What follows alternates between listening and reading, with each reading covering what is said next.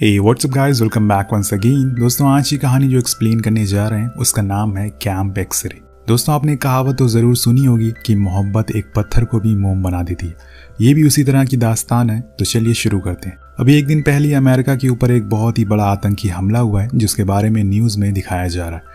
America की बहुत मशहूर ट्विन टावर को उड़ा दिया गया है और इसमें कई बेकसूर लोगों की जान चली गई है। इस न्यूज़ को देखते हुए एक आदमी बहुत सारे फ़ोन निकालता है, पर वो उसे किसी को कॉल नहीं करता और उसी समय जाकर प्रे करने लगता है कि तभी वहाँ पर कुछ अमेरिकन कमांडोज आते हैं और उसे उठा लेते हैं, जिसके बाद उसे पूरी दुनिया का चक्कर लगवाया जाता है और एक ऐसी जगह पर लाकर बैठा दिया जाता है जो किसी की नज़र में नहीं है। ये असल में एक डिटेंशन कैंप है, जहाँ पर सेल तो है लेकिन खुले हैं, जहाँ पर कैदियों को किसी जानवर की तरह रखा जाता है। और इस कैंप को डेटा कैंप कहा जाता है। यहाँ पर हर रात दिन लोगों की ड्यूटी चेंज होती है और हर महीने नए कमांडोज की पोस्टिंग होती है। और यहीं पर उस इंसान को भी बंदी बनाया गया है जिसे हमने कहानी की शुरुआत में देखा था।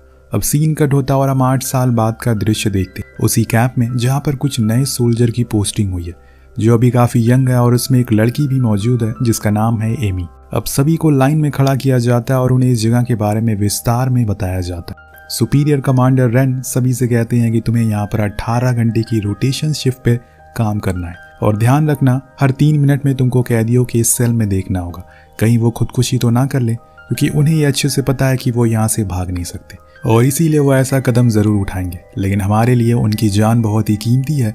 कुछ कैदी तुम्हें टेस्ट करेंगे क्योंकि तुमसे भी बहुत वो पुराने हैं, कुछ तो तब से यहाँ पर हैं जब तुम लोग हाई स्कूल में थे। वो सभी से एक और बात शेयर करता है कि तुम्हें उन्हें कभी भी प्रिजनर्स नहीं बुलाना है, बल्कि उन्हें डिटेनी कहना है। और हाँ, ख्याल रखना कि ये कोई जेल नहीं बल्कि एक वॉर जोन है, जहाँ पर गोलियां या मिसाइल तो नहीं चलती, लेकिन फिर भी ये जगह बहुत ही ज्यादा खतरनाक है। इसीलिए सभी चौकन्ना रहना, किसी भी समय कुछ भी हो सकता है।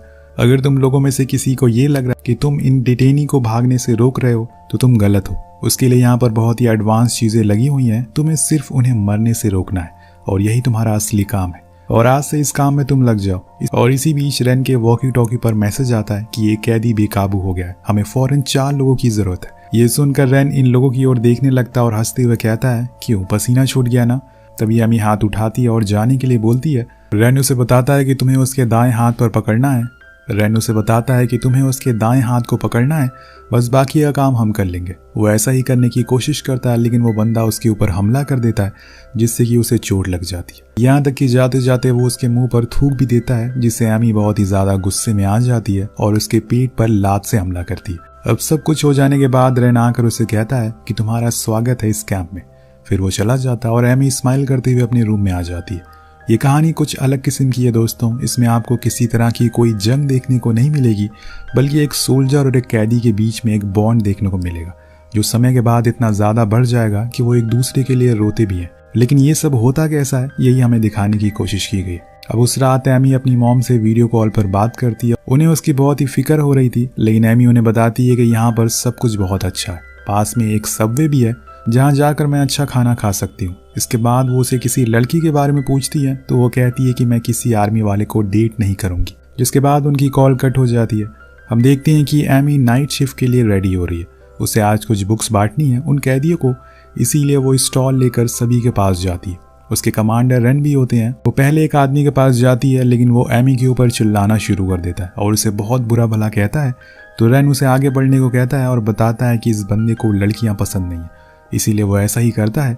इसके बाद एमी अली नाम के कैदी के पास जाती है और उससे पूछती है कि क्या तुम्हें कोई बुक चाहिए। तो वो कहता है कि हाँ, मुझे हैरी पॉटर की 7वीं पार्ट चाहिए। तो वो उसे बताती है कि मेरे पास वो बुक नहीं है, तुम्हें और कुछ चाहिए तो बताओ।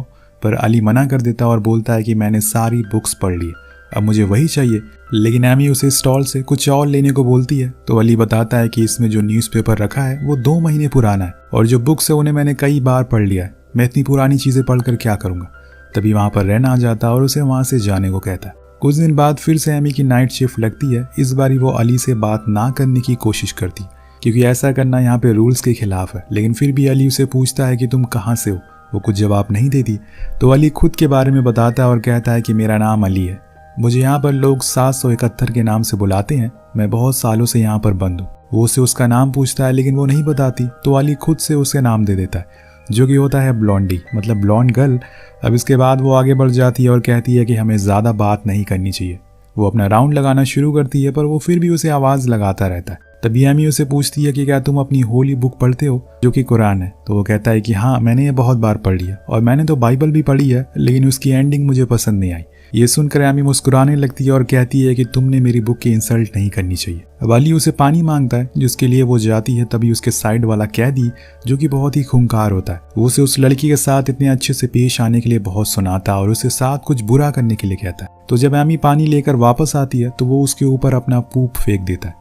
उसके इस बिहेवियर में अचानक से बदलाव आ गया था। यहाँ एमी बहुत ही ज्यादा गुस्सा हो जाती है और उसे बहुत गालियां भी देती है, पर वहाँ मौजूद सभी कैदी इस चीज के बाद बहुत ही हंसते हैं और उसका मजाक बनाते हैं। जिसके बाद अली के ऊपर एक स्प्रे मारा जाता है जिससे उसे थोड़ी तकलीफ भी होती है। जब इस बारे में कमांडर रेन को पता चलता है तो अली को पनिश करने का ऑर्डर दिया जाता है।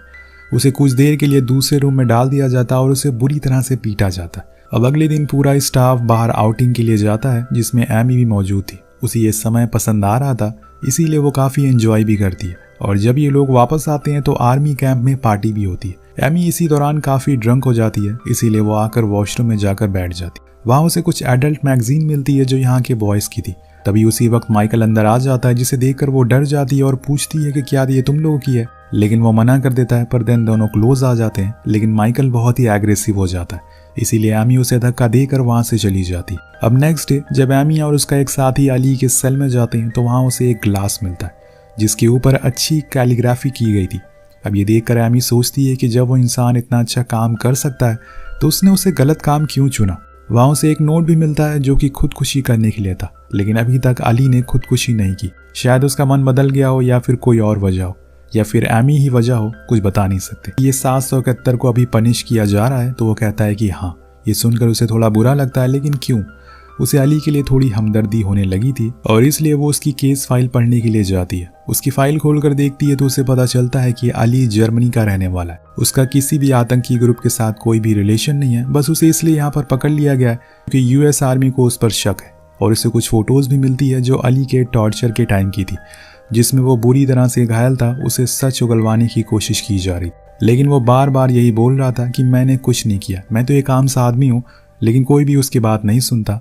अब एमी इस बारे में अपने साथी से भी बात करती है तो यहाँ पर जितने भी डिटेनी बंद है वो सब किसी न किसी केस में पकड़े गए, वो गुनहगार है। शायद तुमने जो देखा है वो गलत है या फिर तुमने कोई पुरानी फाइल पढ़ ली होगी। अब एमी को उसकी बात कहीं ना कहीं सही लगती है और इसीलिए वो इस चीज पर ज्यादा ध्यान नहीं देती है और अपने कामों में लग जाती है। कुछ दिन बाद उसकी फिर से सेल के बाहर ड्यूटी लगती है तो वो देखती है कि वो किसी तरह का कोई पजल बना रहा है, पर वो कुछ कहती नहीं है और आगे निकल जाती है। लेकिन अली उसे देख लेता है और ब्लॉन्डी ब्लॉन्डी कहकर पुकारने लगता है। जब वो पीछे मुड़ती है तो उसे वही खुद का बनाया हुआ पजल देता है और कहता है कि इसे सॉल्व करके मुझे दे देना। लेकिन एमी ये कहकर मना कर देती है कि ये यहाँ के रूल्स के खिलाफ है, इसलिए मैं ये नहीं दे सकती। तो अली बोलता है कि तुम्हें क्या लगता है कि ये छोटा सा पेपर किसी की जान ले सकता है? तुम्हारे देश वाले हर चीज से इतना डरते क्यों हैं? तुम्हें खुशी से जीना नहीं आता क्या? मैंने तो बस अपनी तरफ से ये तुम्हें गिफ्ट दिया है और तुमसे अच्छे से बात भी कर रहा हूँ, लेकिन तुम मुझसे ढंग से बात क्यों नहीं कर रही? कि मैंने कल तुम्हारे लिए लाइब्रेरी में हैरी पॉटर की बुक ढूंढी लेकिन वो नहीं मिली। तो अली कहता है कि कोई बात नहीं, जरूरी नहीं होता कि जो चीज़ तुम चाहो वो तुम्हें मिल जाए। पर एमी के चेहरे से साफ साफ पता चल रहा था कि उसे बुरा लग रहा है, लेकिन वो कुछ कहती नहीं है और चुपचाप वहाँ से चली जाती। अब इसी तरह से 8 महीने बीत जाते हैं। एमी को अब यहाँ पर रहते हुए आदत सी हो गई है, उसे हर चीज के बारे में पता चल चुका है, वो माहौल में ढल चुकी है। इसीलिए अब जब वो सभी को खाना दे रही होती है तो कोई भी खाना नहीं लेता और इनकार कर देता है क्योंकि उस फ्लोर पर मौजूद सभी कैदियों को हंगर स्ट्राइक चल रही होती है। और इसकी वजह थी उनका एक दोस्त जिसे 650 बुलाते थे, उसे एक मशीन चाहिए थी जो कि आर्मी वाले दे नहीं रहे थे, इसलिए उसके सभी साथी उसके लिए हंगर स्ट्राइक पर बैठ जाते हैं। अब एमी अली से खाने के लिए पूछती है लेकिन वो भी मना कर देता है। खैर कुछ दिन बाद उनकी ये स्ट्राइक खत्म हो जाती है क्योंकि उस कैदी को वो मशीन मिल गई थी जो असल में एक वजन कम करने की मशीन होती है, जिससे उसके अलावा कोई भी यूज़ नहीं करता था। अब जब ये चीज़ एमी देखती है तो वो अली से पूछती कि तुम में से किसी को जब ये मशीन यूज़ ही नहीं करनी थी तो तुम उसके लिए स्ट्राइक क्यों कर रहे थे? तो अली बताता है क्योंकि वो हमारा दोस्त है और इसीलिए हमने सभी मिलकर स्ट्राइक करी। ये सुनकर एमी हंसने लगती है और फिर दोनों में पहली बार बातें होना शुरू हो जाती है। अली बताता है कि वो फुटबॉल बहुत ही अच्छा खेलता है और वो 40 बार बॉल को बिना नीचे गिराए उछाल सकता है। एमी कहती है कि ठीक है, मुझे ये करके दिखाओ। तो अली करना शुरू करता है, लेकिन सिर्फ 8 ही बार में वो बॉल गिर जाती है, जिसमें एमी कहती है कि ये तो पहले ही गिर गई। वो कहता है कि वो तुम सामने खड़ी हो ना, इसीलिए ऐसा हुआ, वरना मैं तो 50 बार भी उछाल सकता हूँ। वो हंसने लगती है और अली भी हंसने लगता है। पर दूर खड़े एमी के बॉस रेन को ये चीज़ पसंद नहीं आती, इसीलिए वो उसे बुलाता है और पूछता है कि तुम दोनों क्या बात कर रहे थे। पर एमी कहती है कि कुछ नहीं, लेकिन रेन को पसंद नहीं आता कि वो अली से बात भी करे। वो अली को कहता है कि तुम्हें आज यही नहाना है।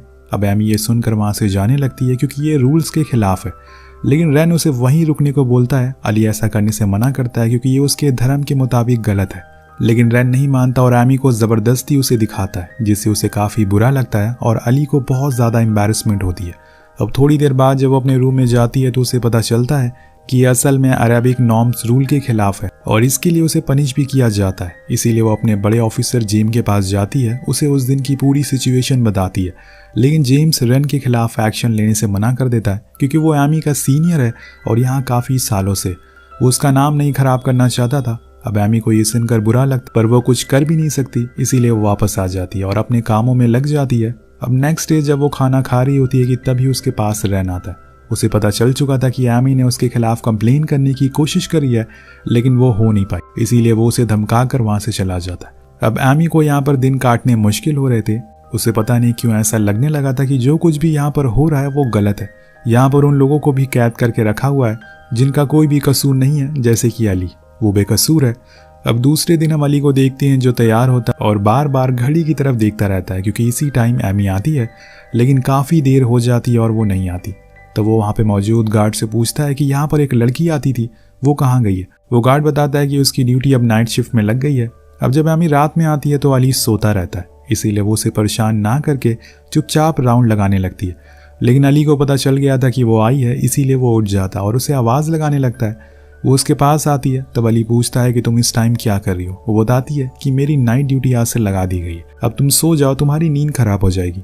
लेकिन वो नहीं मानता, जिसके बाद वो दोनों फिर से बात करना शुरू कर देते हैं। वो उसे पूछती है कि आखिर तुम्हें यहाँ पर क्यों बंद करा है, जिसके जवाब में अली कहता है कि मैंने कुछ भी नहीं करा है, ना ही मैं किसी ग्रुप के साथ हूँ।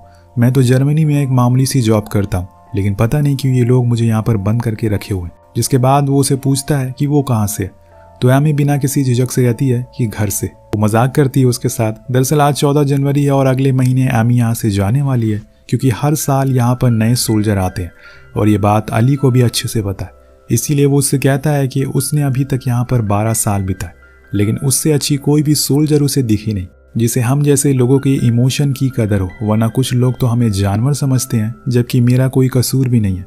जिनका कसूर है वो खुलेआम घूम रहे हैं। अब एमी उसकी बात सुनकर उदास हो जाती है। उसके आंसू गिरने ही वाले होते हैं, लेकिन वो उनको रोक लेती है। लेकिन दोस्तों, अब अली थक चुका है, वो जिंदगी से हार गया है। अब शायद वो कभी यहाँ से बाहर नहीं निकल पाएगा, इसीलिए वो एक ब्लेड निकालता है और खुद को मारने के लिए बैठ जाता है। एमी उसे ऐसा करने से मना करती है, लेकिन अली बताता है कि यहाँ पर सभी को पता है कि मैं बेकसूर हूँ, लेकिन कोई कुछ करता ही नहीं है। मैं थक चुका हूँ ये जिंदगी जीकर। और तब जाकर एमी उसे खुद के बारे में बताना शुरू करती है, जो कि रूल्स के खिलाफ है, लेकिन उसे अब कोई फर्क नहीं पड़ता। वो कहती है कि मेरा नाम एमी है, मैं फ्लोरिडा में रहती हूँ। इसके बाद उन दोनों में बहुत सी बातें होती है। कुछ देर बाद एमी वहाँ से थोड़ा आगे निकल जाती है और वहाँ जाकर वो खूब रोती है। वो उसके सामने आंसू नहीं निकाल सकती थी। कुछ समय बीत जाता है और वो धीमे कदम से आगे बढ़ती है, ये देखने के लिए कि कहीं उसने सच में खुद को मार तो नहीं लिया। लेकिन अली अभी भी बैठा हुआ था, वो रो रहा था। उसे देखकर एमी भी रोने लगती है और वो उसके दर्द को समझ रही थी कि अपने परिवार से दूर रहना कैसा लगता है। अब एमी उसके सेल का छोटा गेट खोलती है और उससे कहती है कि लाओ वो ब्लेड मुझे दे दो। अली उसे वो सौंप देता है, लेकिन एमी उसका हाथ नहीं छोड़ती क्योंकि उसे पता था कि कुछ दिन में वो दोनों अलग हो जाएंगे। अली बहुत रोता है, उसे उसकी ज़िंदगी में खुश रहने की दुआ देता है। उधर एमी उसका हाथ छोड़ ही नहीं रही थी। उसे इतने ही कम दिनों में अली से बहुत ही ज़्यादा लगाव हो गया था। उसने उसके लिए सभी रूल्स को तोड़ दिया था बिना किसी झिझक के। उसे बात करने लगी, लेकिन तभी कुछ हलचल होती है और शायद कोई आ रहा है, इसलिए एमी वहाँ से चली जाती है। अब महीने बीत जाते हैं और अब वो समय आ गया था जब एमी को यहाँ से जाना है। वो आखिरी बार भी अली से नहीं मिलती और ऐसे ही चली जाती है। अब उस दिन एक नया सोल्जर आता है और सभी को पुक देने के लिए। अली उसे वही सब सवाल करता है जो उसने एमी से किया था, लेकिन वो सोल्जर उसे रूडली बिहेव करता है। तभी अली को एक नई बुक उसके शेल्फ पर दिखाई देती है। वो उसे वो बुक मांग लेता है और जब वो उस बुक का पहला पेज खोलता है तो उसमें लिखा था कि मुझे ये नहीं पता कि तुम्हारा दोस्त सेप एक अच्छा इंसान है या फिर नहीं है, लेकिन मैं इतना जरूर जानती हूँ कि तुम एक अच्छे इंसान हो। और वो इस लाइन को पढ़कर रोने लगता है। ये लाइन एमी ने लिखी थी। वो उसे देखकर बहुत ही ज्यादा इमोशनल हो जाता और कोने में जाकर बैठ जाता है। उधर एमी भी जाते हुए बिना किसी को दिखाए अपने आंसू को लगातार गिराए जा रही थी। एक ऐसे इंसान के लिए जिसके बारे में उसे कुछ नहीं पता है, बस इतना यकीन है कि वो बेकसूर है, वो भी उसकी तरह एक आम इंसान है। अब एमी अपने पूरे सफ़र में रोती ही रहती है। उसके पास वो सारे पजल भी मौजूद थे जो अली ने उसे हर दिन दिए थे। एमी उसे छुपा कर रख लेती है। उधर अली भी उसकी दी हुई किताब को अपने सीने से लगा कर रखता है। इन दोनों की कहानी तो अधूरी रह गई, लेकिन इस कहानी का अंत यहीं पर होता है। वेल दोस्तों, अमेरिका में 9/11 के बाद बहुत सारे ऐसे लोगों को पकड़ा गया जो बेकसूर थे, बस उन्हें शक के बिना पर पकड़ लिया गया और फिर उन्हें बुरी तरह से टॉर्चर किया गया। ये कहानी भी उन्हीं बेकसूर लोगों के दर्द को दिखाती है। वेल, आपको कहानी कैसे लगी नीचे कमेंट करके जरूर बताएगा। मिलते हैं अगले वीडियो में। Peace out.